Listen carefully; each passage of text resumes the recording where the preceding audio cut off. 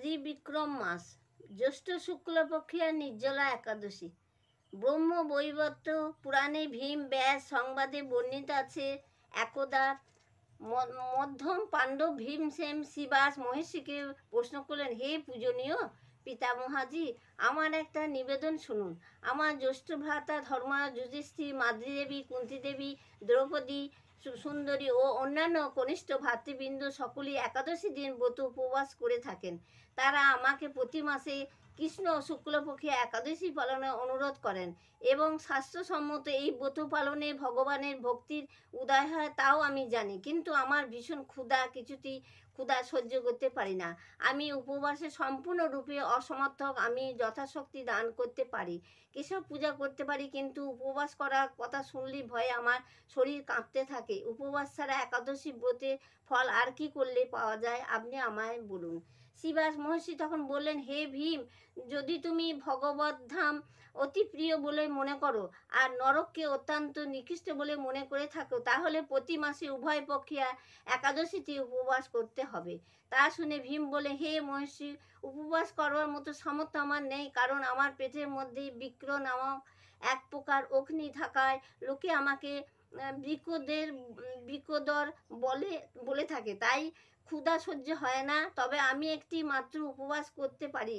আপনি কৃপাপূর্বক একটি ব্রতের ব্যবস্থা করে দিন, যা পালন করে আমার ইহ পরলোকে প্রভুর মঙ্গল হতে পারে। তখনই ব্যাসদেব বললেন, বর্তমান যুগে ভাগবত ধর্ম যাচনের শক্তি সকলেই নেই, এই জন্য অল্প ক্লেশে সরল উপায় মহাফল প্রাপ্তির দুর্লভ। তথাপি সকল পুরাণে সারাংশ, যিনি উভয় পক্ষে একাদশী পালন করে অনায়া থেকে শ্রীকৃষ্ণ স্মরণ করে থাকেন, তার আর নরক লাভ হয় না। শ্রী ব্যাসদেবের উক্তি শুনে বলবান ভীম অশ্বত্থ বৃক্ষের পাতার ন্যায় কাঁপতে লাগলেন। হে পিতামহ, এ কি ভয়ানক কথা শোনালেন, আমি কি করব, আমার উপায় কি হবে?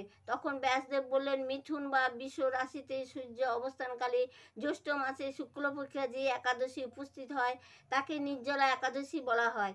ওই তিথিতে জল পর্যন্ত গ্রহণ না করে হরি স্মরণ করলে ব্রত সুষ্ঠু রূপে পালন করা হয়।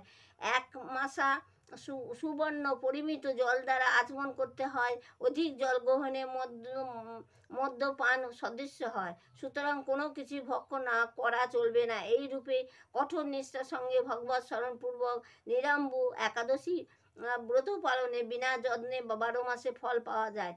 শঙ্খচক্র গদা পদ্মধারী শ্রী বিষ্ণু আমায় বলেছিলেন, বৈদিক ও লৌকিক ধর্ম পরিত্যাগ করতেও বাধ্য থাকি।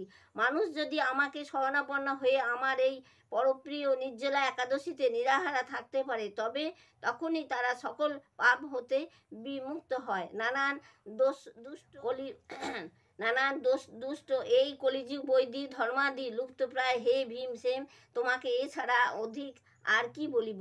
মৃত্যুকালে দ্বন্দ্বধারী যম দূতগণ এই নিকটে আসার দিব্য বেশধারী বিষ্ণু দূতগণ তাকে বিষ্ণু লোকে নিয়ে যায়। এই ব্রত করে জলদান ও গোদান দান করলে মানুষ সর্বপাপ হতে মুক্ত হয়। ওই দিন এই কথা শুনে ভীম এই নির্জলা একাদশী পালন করেছিলেন, তাই পাণ্ডবা নির্জলা একাদশী নামে প্রসিদ্ধ হয়েছে। হে রাজন, শ্রীকৃষ্ণ বলেছেন, এই নির্জলা একাদশী তিথিতে মানুষ যদি পূর্ণ সলিলে স্নান, পবিত্র নৈষ্ঠিক ভক্তে দান, যাগযজ্ঞ, হোম ও অন্যান্য শুভকর্মাদি যা কিছু করুন না কেন, সমুদয় অক্ষর হয়ে থাকে। এই ব্যক্তি শ্রদ্ধাপূর্বক এই মাহাত্ম্য শ্রবণ করে অথবা পালন করেন, তিনি বৈকুণ্ঠ ধাম প্রাপ্ত হয়। এই হচ্ছে আমার একাদশী, নির্জলা একাদশী ব্রত কথা সমাপ্ত। হরে কৃষ্ণ কৃষ্ণ কৃষ্ণ হরে হরে, হরে রাম রাম রাম, নিতাই গৌর হরিবোল হরিবোল হরিবোল।